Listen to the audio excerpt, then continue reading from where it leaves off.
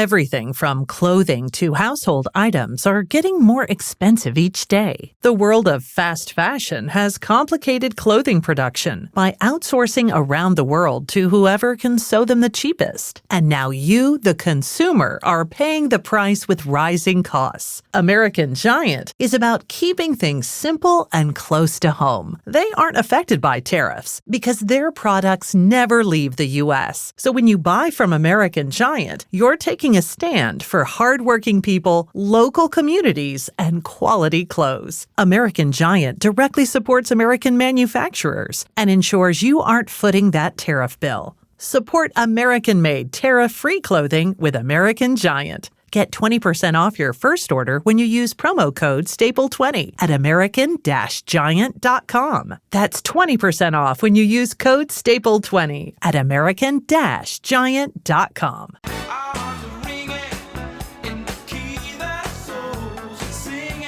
I'll tell you, there is nothing like September by Earth, Wind, and Fire. All of their other songs are fantastic. But man, oh man, if you're walking, if you have that on your headset or your headphones and you're walking around, you just want to dance. I mean, that song is just incredible. Welcome back to the Basketball Show. This is not Earth, Wind, and all Earth, Wind, and Fire station. It's the 26th of April, 26th night of April. 26th night of April, not the 21st night of September. So here on Sports 1440, your sports leader. Ryan, let's talk about the other two games that were played yesterday because they are very interesting. Number one, the Celtics with Jason Tatum back were defeated 95-93 in a very tough physical contest by the Orlando Magic. Now, everybody, and by everybody, I mean probably 100% of people that are watching the NBA playoffs seriously are thinking, yeah, that was great. They're going to win one, maybe sneak a second. Of course, Boston's going to win this series. But that Boston did have a key injury yesterday that affected the outcome, I believe, and that is Drew Holiday, their Swiss Army knife. Do you think if Holiday's hamstring doesn't recover enough where he can be at 100%, that allows the Magic to win another game or even take it to 7? No. Okay. They lost. Are you sure? I'm thinking about it here, but no. Drew Holiday is an incredible player, and obviously they miss him as they did lose today. But they lost by 2. Right, and could have won it easily. Yes. Jason Tatum, it's kind of weird. Jason Tatum's such a polarizing player. When he plays bad, it feels like the team wins, and he played really well today, and they lose. I think last year he was like 36% in the finals when they were beating on the Mavs, and they won. And he obviously didn't win Finals MVP because of that. But the Magic had a couple outlier performances. That Franz Wagner, my guy, same age as me. Yep. And Paulo Banchero both had 29 and 32 respectively, and that's not going to happen every single game. Actually, interestingly enough, no one else on the Magic had more than 9 points, and only one person had more than 6 points, other than those two. Well, and I think what it points out, number one, is both Banchero and Wagner are great young players. And this is a team on the rise. If they can keep this nucleus together and healthy, a lot of people feel in the next 1 to 2 years, they're going to be a real force to be reckoned with. KCP had 0. Yeah. Oh, I know. Contavious Caldwell. He's two-time champ. Yeah, I know, 2-time, but Robert Horry's a 9-time champ and probably the least capable 9-time champ, although he hit some big shots. Yeah. Don't tell me about Robert Horry. I remember this Kings. I know. The Kings were one of his victims. Absolutely. And Horry's a great player, but he ain't that good. And that's kind of how I look at Caldwell Pope. KCP, he had 0, 2, and 0. Yeah, that was a stat line. My coach, you think if you could put you out there today, and you get more than 2 rebounds and 0 points and 0 assists. No? My college coach had a great line when the late, great, wonderful Les Whitkey just was a dear friend. We were dear friends his entire life. But he'd always say, you know what? I can go to the morgue and get a guy that's as effective as you. If you can't get a rebound, if you can't score a bit, if you can't defend a bit, you're of no value at all. It reminds me of when a couple of years ago Al Horford made the All-Star game, averaging like 12 and 5, and Shaq was on TNT. He's like, put me out there right now, I'll give you 12 and 5. 100%. No, and he's right. So I agree with you. It was a one-off. The Magic rallied. They came through. I think they're a fine young team. They're going to grow and develop. I mean, you have Pritchard, 6th man of the year, stepping in. He's no slouch. So he had 3-1. He was struggling yesterday. Yeah, he struggled. Well, Magic, I'll tell you what, the Magic stuck it to the Celts on defense. They were rough, they were tough, and they really made Boston uncomfortable. But outside of KCP, everything went right for the Magic, and they won by 2, right? Right. Like it is kind of like this is a flash in the pan, as they say, I think. Well, yeah, you can say it that way, and you're probably accurate. The other way you can frame it, though, Ryan, is you can say that's playoff basketball. That's how you play playoff basketball. I guess playoff is a flash in the pan to begin with. Yeah, right? It's a 7-game series, and game to game, you just don't know. Lakers get blown out, then they blow the Wolves out, then last night's a tough game. You just don't know how each game is going to shape up. And the one thing the Celtics have, they have one glaring characteristic that oftentimes is their strength and is always potentially their weakness, is they live and die by the 3, more so than any other team in the league. So that is the fly high, fall far scenario in basketball, which is another reason, going back to Alan Horton's comments, why I like having a player like Randall, who's an old school player, is if you're completely relying on your perimeter game to get you through to the finals, you can have those nights where the perimeter game isn't enough. So we both agree. Celtics Magic, most likely an anomaly. Be surprised if they win a second game, Ryan? Yes, I'd be very surprised. Okay, but let's talk about the Bucks and the Pacers. Pacers looked great in games 1 and 2 in Indianapolis. And yesterday, Milwaukee, without any real meaningful impact from Damian Lillard, who is back playing. 7 points, 3 assists, and 7 points, 5 assists, and 3 rebounds. You're dealing with I feel for Lillard because, you don't just turn the switch on after being out and restricted in the way he was dealing with the very serious blood clot issues, which took him out of the play. You don't just flip the switch and go back and just turn it on. Now, Vincent had a career game. He had one of those magical nights where he ended up, I think, with 37. Gary Trent. Gary Trent. I'm sorry. Yeah, I'm thinking Raptors legend, drafted by the Kings straight on draft day. There you go. Okay. Everything centers around the Kings. All roads lead back to the Kings messing up. That's right. Put that on a T-shirt. Okay, but did he end up with 37? He had 37 points and 3 rebounds, 0 assists, just pure shoot. He's not passing the extra pass. He's putting that up. But when you're 9 for 12 from 3, might as well go for it. You shoot the 3. Yeah. So, and then Antetokounmpo, who I think is the MVP so far. He's the best player in the playoffs right now. 37, 12, and 6 in 32 minutes. And the thing about Antetokounmpo, we were talking in the opening segment, Ryan, that when you get to the 7-game series, you get the chance to go into the meeting rooms, look at film, and say, this guy's doing this. This is what we have to do to take that away. And so far, the Pacers have not had anything even resembling a strategy that works. Not that they're not trying to implement it, but it has been Antetokounmpo being able to impose his individual will on the Pacers, even though it hasn't resulted in a majority of victories. It's not because Antetokounmpo hasn't been phenomenal. And Pascal's seen a lot of Giannis Antetokounmpo over the years. I think this is playoff series number 3 or 4, at least 3 for sure. I think this might be the 4th time he's seen Antetokounmpo in a playoff. No, I think it's 4. And they still haven't figured it out. And he's typically the primary defender, and he has help with Miles Turner, but he's typically the guy. Well, and there you go with describing what greatness is when a player, despite the best player on the players on the opposite team, switching off, showing different looks, running people at him, trying to disrupt his flow, trying to interrupt what he does best, and being unable to do it. And the key stat always with Antetokounmpo, actually, he hits all 3 key stats game in and game out. Points, rebounds, and assists. Game in, game out. Antetokounmpo is playing at the highest level, I believe, of anybody, because you mentioned Gilgeous-Alexander, Memphis has bothered him.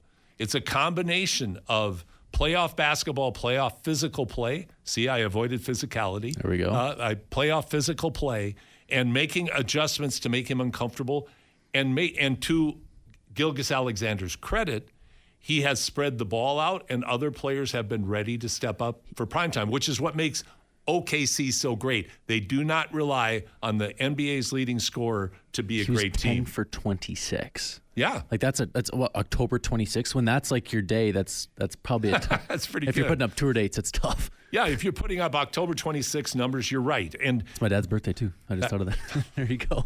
okay, what happened on October 26 with the Kings? Yeah, oh my goodness. Probably lost by 40 to some random team. That's probably true. On opening night, WRN opening night. That's probably true. But the thing with Gilgeous-Alexander is 10 for 26. That shows you that Memphis is having success with him. And it also shows you that there's a pressure in playoffs that you have to adapt to. And so on one hand, it's an off night, but that's 3 what you would call subpar statistical performances by Gilgeous-Alexander that have not only resulted in 3 wins for OKC, but a really rather spectacular third game comeback against Memphis, who had a huge lead in the third quarter. I don't want to say hurt. flash in the pan again, but I think the Grizzlies have figured. I think the Grizzlies thing is more real than the Magic because I guess they didn't win, but no, I don't think. I think No, it's still. Ryan. I think it's still OKC in 5. Like I just don't think the Grizzlies are going to be able to do this. Okay. They had a moment. I think that's it. So what you're saying is you think the Grizzlies will win the next game? No, I think then it's that'll be in OKC. 4. OKC in 4. Oh yeah, what am I thinking? Oh yeah, no, sorry. OKC in 4 still. My bad. I was confusing the win-loss That's thing. all right. You had a busy night last night, so it's okay. No, OKC, they showed a little bit of weakness, but they figured it out. And again, they're going to show a little weakness next game probably, then figure it out. And then I think they just dominate the rest of the way, I'd say. And Celtics Magic, the Celtics win the rest of the way. OKC and Grizzlies, OKC wins the rest of the way. That's my take. Okay, I think that's fair. Now let's go back to the Bucks and Pacers. Do the Bucks win Game 4? I say yes. I think they will. I like the Indiana Pacers, but I am not an Indiana Pacer believer.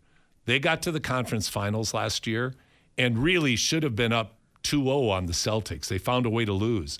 So they proved me wrong in their ability to be tough. And Rick Carlisle's a great coach for Indiana. I don't know what it is. It's just one of those gut feelings I have that I'm just not a Pacer believer. But I look for Milwaukee to win Game 4. And what I'm curious about, and this would go into whether or not I believe they will ultimately win the series, is how they play Game 4. You're not going to be able to have Gary Trent Jr. get 37 again. That ain't going to happen. So are you going to have Lillard come back? Are other players going to make more meaningful contributions? Because relying on a player who just is not going to be consistent other than Antetokounmpo, they don't have the depth in their roster to go forward. So I do look at this point for Indiana to win in 6 and lose in the next round, but it's going to be real interesting. And I was real happy to see them win last night because of it. I think Antetokounmpo deserves all kinds of credit. It's important for Indiana to pace themselves throughout the game. What a clever play on words that was. Yes, it is. Well, we're going to pace ourselves right now and take another break. And when we come back, you're going to hear the interview I had earlier in the week with Calgary great Yvonne Ejim, who just completed an unbelievable career at Gonzaga and now was the third-round draft pick of the WNBA Indiana Fever. And so Yvonne is always a wonderful interview, and I know you're going to enjoy it. Here on The Basketball Show on your sports leader, Sports 1440. Welcome back to The Basketball Show on this beautiful Saturday morning here on your sports leader, Sports 1440. Paul Sir, Ryan Reed with you.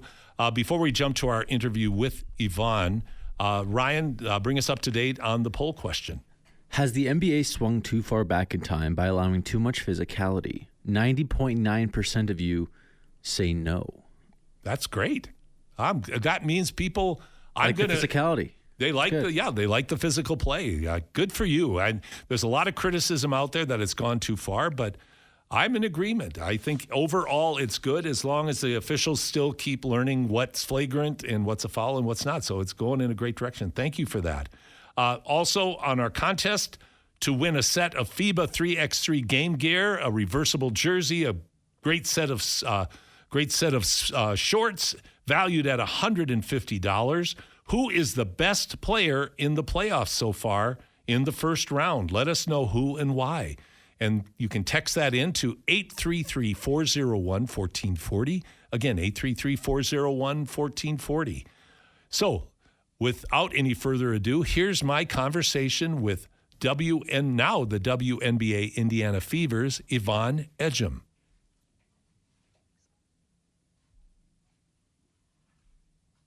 Different Google Meet, so my apologies. Really grateful that I was first placed here in this opportunity that I am right now. Getting on the plane and coming to Indy, I mean, it was hard. It's new, it's a change, but it's a good change. It's the change that I want. So I'm just I was super excited just being able to have this, new environment that I get to come to, new city, new people. And yeah, just getting with the team, meeting different people, accustoming myself to the facilities and how things work around here. It's just been super fun. It's been super welcoming, an amazing environment. And I think it just really shows how much people can grow here. So I'm excited to hopefully be more a part of that these next couple weeks, and then hopefully during the summer as well. You mentioned that you've met a lot of people. They're making you feel welcome. What is your schedule going to look like moving forward, Yvonne? Yeah, we're definitely just starting off. Obviously, all of the rookies have a lot of their pre-testing and things like that, a couple of video and media stuff that we have to do. So kind of all those little things, the start of a college season for really anybody. So kind of getting all of that out of the way. And then once things really ramp up, we'll get into practices. Our training camp starts on Sunday. So that'll be super exciting. We'll have all the people there. There's 15 of us on the roster right now on the website, and then we'll have all the coaches here, but yeah, that'll ramp up. We'll get more practices, hopefully do just a lot more stuff, whether that's within the city, the community, or just within the organization itself. Obviously we were at the Pacers game 2 against Milwaukee yesterday, so that was super fun. Got to be involved there, and just got to just be a fan and cheer on our other professional team here. So just excited for all that is to come, but it'll be an exciting next couple of weeks, so I can't wait for it. So here you are, you're in the WNBA now, you're getting ready to go into training camp. It's not like you've got weeks or months. You have your first exhibition game, I believe, on May 3rd, if I'm not mistaken. And your regular season starts May 10th. Talk about, that's a quick jump. How do you feel about that? Yeah, it's definitely no easy feat. I mean, I have a lot of other friends and teammates that are currently in the WNBA that have told us, it's a quick jump, it's a quick turnaround, being drafted to going into training camps to going straight into the season. So just making sure that, I know, and that I know that I'm prepared. The people around me that are supporting me also know that I'm ready and prepared to kind of embrace this change and embrace the quickness and the, speed of not only the game, but how all of the this professional world works. So I'm super excited for exhibitions to start. I think we have a couple coming up. I know I was talking to Kia Nurse, and she said that we're one of we're going to be facing each other in the exhibition game. So that'll be really fun and super exciting. So I mean, I'm just ready to get onto the court, continue learning, continue growing. I can't believe I'm saying this, but I'm a professional athlete now. So I'm just really ready to embrace that world and just continue growing within myself and as a player too. So I'm ready to take on anything and tackle what's ever around me or coming at me. You're listening to the Basketball Show on Sports 1440. I'm your host, Paul Sir. I am joined by Indiana Fever team member Yvonne Ejim, who hails from Calgary via Gonzaga. I'm going to take you a step back. This is a whirlwind, and I mean it. When I'm listening to you, I'm thinking, wow, this is like being on a surfboard on a big wave that's going really fast, and you're flying along. Your season ends after a great season, maybe not the season the team hoped for. I'm only speculating, but it still was a great season for your team and for you personally, and a phenomenal career. So now you wind down your university career at Gonzaga, and you have to say goodbye to friends and all those relationships. And then you're on a plane and you're into your professional career. Tell me about what goes through your mind, what has been going through your mind over these last weeks, Yvonne. Yeah, it definitely has been just moment by moment, not taking advantage of any single second that I have, either when I'm like in just like the small moments. Like I'll find myself like standing in the locker room for the last time, and I just like take a breath and like take a step back, and instead of having like broadening my view, instead of having a very narrow view onto all of it, because I'm like, this is like one of the last times that I'm going to say I'm a student athlete, and here's my locker in this locker room, like as I'm like, you know, number 15 on the team. So taking like advantage of those moments when I'm walking through campus and things like that, doing just like all the regular stuff that I do in Spokane that feels secondhand to me because I've been there for 5 years, but will soon just be like another memory that hopefully I get to come back to. And then just like being with my people, it's definitely hard juggling like going on to the next and preparing for that, but still being in the moment for like what you have right there. And I've been trying my best to just really embrace just the people around me, those connections. And I think also my same people have been so supportive of me and where I'm going on to next. I can't say how grateful I am for that, because like, you know, just being able to be held up when like, you know, you're overwhelmed, you're stressed, or all this stuff, you're feeling excited, you're feeling nervous, you're sad, you're happy, all of these emotions, and you have people around you that at least try and understand you, or, you know, just like be there for you in like the small moments. It's super special. Just super grateful for everyone at Gonzaga, my teammates, the community, my coaches, all my friends. I could go down like a whole entire list of people. I really truly love the Gonzaga community, my school. It's an amazing place. So they've done a great job at helping me out, and I hope in return that I've given them as much love and gratitude back, not only in these last couple weeks, but for my 5 years. Well, I'm certain that is the case, Yvonne. Of that, I have no doubt. You had a very interesting career. And what I mean by that is obviously you achieved great things on the court and as part of a great women's college basketball program. But you had to enter into that experience in COVID. So you really had a unique experience of starting in the COVID phase, moving out of it, moving into this new transfer portal, NIL phase of college athletes. Like you're right in the middle of the whirlpool of all these changes and all these external factors way beyond your control. In one of our last interviews, Yvonne, you talked about why you were staying at Gonzaga. Your loyalty, I think, tell me about what you believe was the benefit of that loyalty. You described the love that you received, the love that you wanted to give back. But what was the value of that loyalty as a building block in your life? Yeah, I think just being able to know that because I came back to Gonzaga, like I was going to be placed in an opportunity that was good for me. And I think that's what I was able to establish either through my loyalty from like to the school, or just from the school's loyalty to me and kind of like my team, my teammates, coaches, and like all our staff. I think just all of that had really created like exactly what I needed for myself, and it wouldn't have been worth it to let that go and find that somewhere else. So that's really why I stayed. And I think in return, I've just gotten the benefit of being able to, you know, hopefully experience life to the fullest there. So I'm very grateful for just that simple like reality of being placed in a situation that's good for me, that makes me happy, that helps me grow, you know, that helps me blossom and bloom. And I think that's exactly what it's done.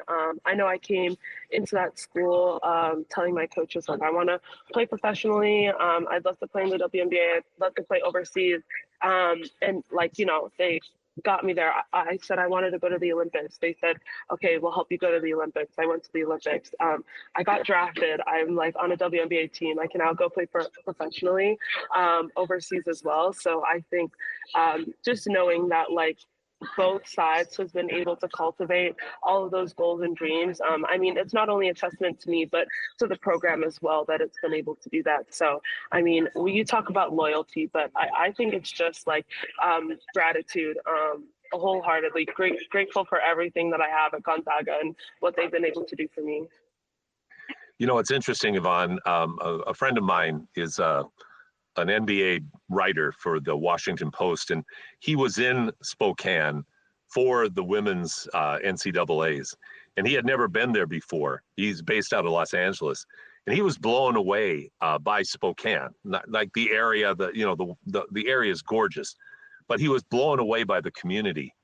And anybody that's been there, it really is a unique community, isn't it? Like, there's a spirit there. And of course, the Gonzaga program is so well known and has become, what most people associate with being a blue blood program for both men and women. But it's a small, tightly knit, tightly woven community that really genuinely gives sincere, meaningful love to the players that come there and really make you feel like you are an important part.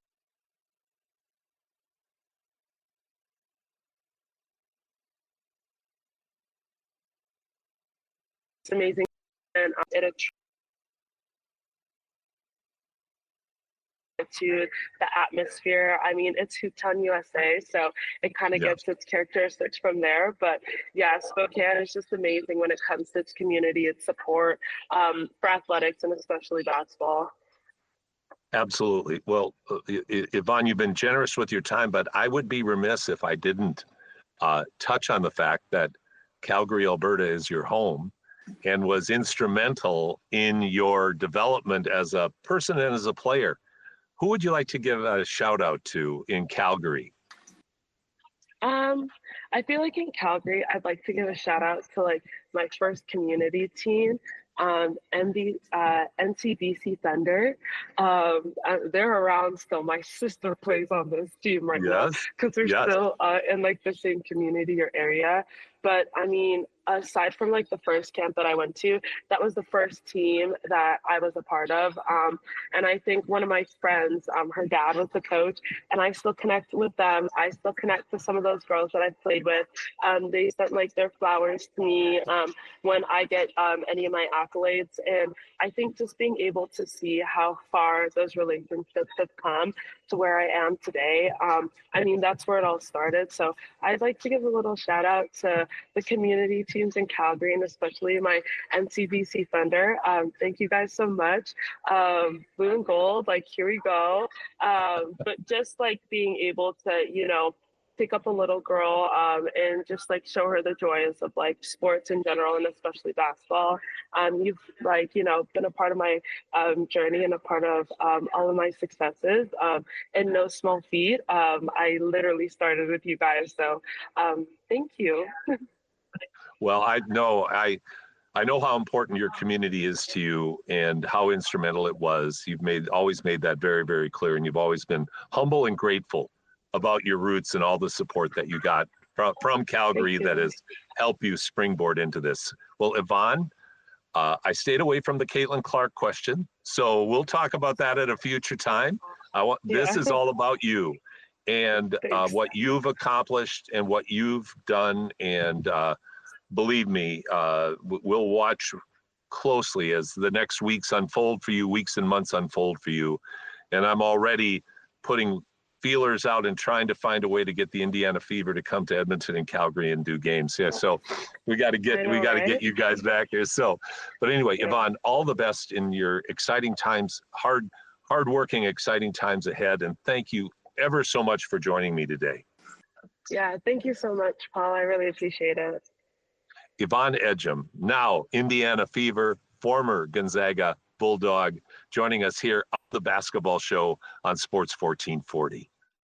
Welcome back to the Basketball Show as we close things out here on this gorgeous Saturday morning. Paul Sir, Ryan Reed, Sports 1440, your sports leader. All right, Ryan, let's do a quick run through of today's matchups because there's some good games. There's one going on right now. I wouldn't call it necessarily so far quote unquote good game, It looks like Cleveland's going to impose its will on the Miami Heat and sweep this, but of course there's a lot of ball to be played yet.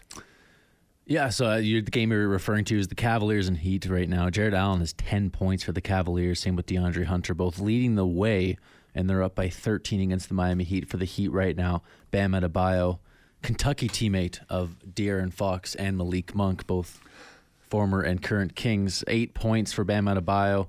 Davion Mitchell, 3 points. Do I say it again? Another former King. and then Khalil Ware is also in the lineup there. Wiggins playing there. And then later today, we have a pretty good lineup, honestly. Our Thunder Grizzlies at 1:30. Grizzlies looking to continue what they kind of got going at the beginning of last game against the Thunder and have competitive games instead of losing by 50 or 20 or something like that. The Nuggets Clippers looking to get one of their classic 3-1 leads that they got a lot with Doc Rivers back in the day that they blew multiple times, but they want to get that one and go up 3-1.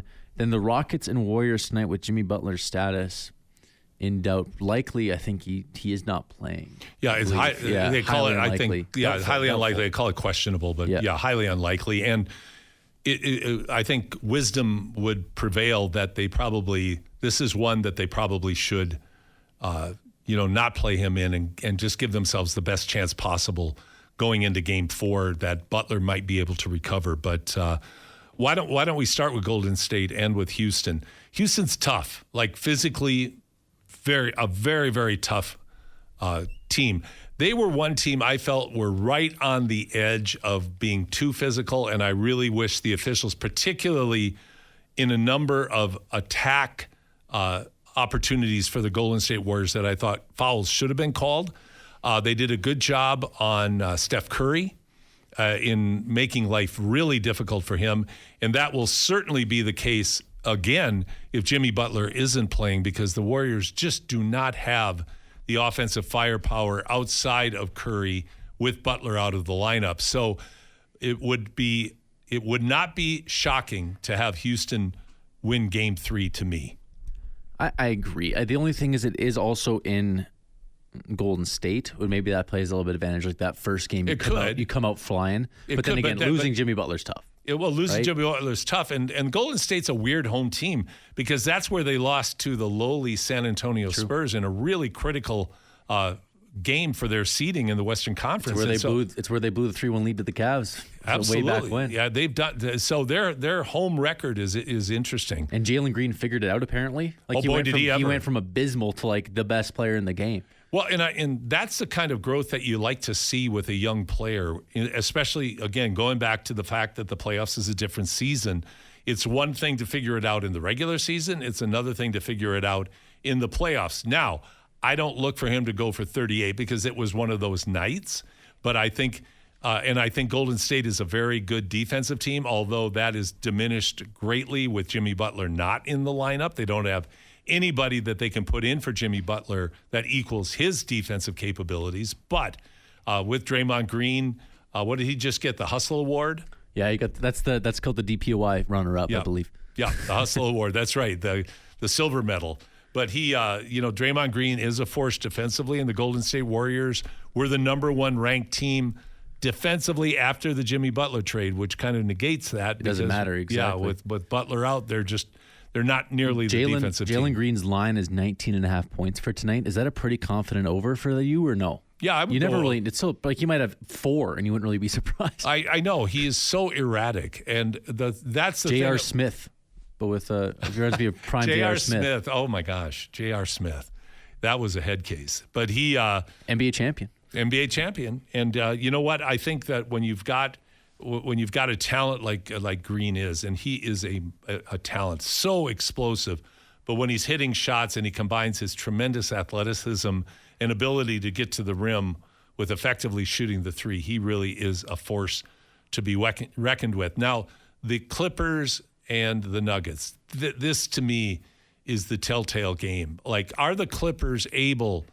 to rally and to find some sort of what I would call center in themselves as a team again? You've got, they're a bit banged up. Jokic is playing really well, although his stats aren't equal to his regular season numbers. They're still really, really good. Jamal Murray has been pretty good. I wouldn't say great, but pretty good so far. Some of the other players that you need more from are a bit banged up. Their two wings are a bit banged up right now. So I think you just have to give the edge certainly to the Clippers. Zubac has been very good, and Kawhi and Harden have been, I think, what people would hope Kawhi and Harden would be in the playoffs. They're tough, experienced veterans, and they've been playing extremely well.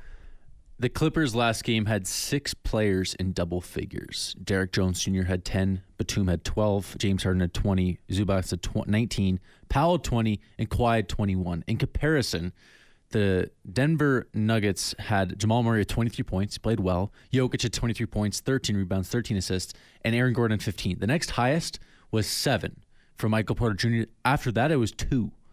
Well, and Michael Porter Jr. is the guy that you're concerned about because of his shoulder issues. And you're also dating back to Mizzou, right? Absolutely. Yeah, I mean, that's always been the concern with him, is that what is he going to be able to do with that shoulder, which has really kept him out of a lot of games. So, yeah, injuries and what I would call nagging injuries. They're not game prevention injuries, but they're injuries that when you're out there affect your play. You're not able to be 100%. And I think that that's what Jokic is up against. And Jamal Murray had a lot of injuries this year, but they need a lot more out of him to be able. I mean, Jokic has got to go for 30. Jamal's got to go for 25 for the Nuggets to have a shot, I believe, at beating the Clippers in this next game. So that will be a great matchup. Tomorrow, I'm looking forward again. We talked to Alan Horton earlier to see what the Timberwolves are able to do. We'll see if what Alan predicted is that the Timberwolves' depth should be to their advantage in front of a fair weather but crazy crowd in the Twin Cities. And that should be a great matchup as well. Are there any other matchups for you that you're intrigued by, Ryan? Lakers Timberwolves is the big one for me. However, I will say Thunder Grizzlies today has somewhat of interest to me. I do think that OKC is going to win, but I'm curious how the Grizzlies are going to come out and rebound how they closed last game. They started out so well. They're up by, I think it was almost got to 30 at one point. Right, yeah, they were blowing them out. It was just OKC. It was the worst OKC looked all year, yes, including playoffs and regular season. I'm curious if they try some of those same things.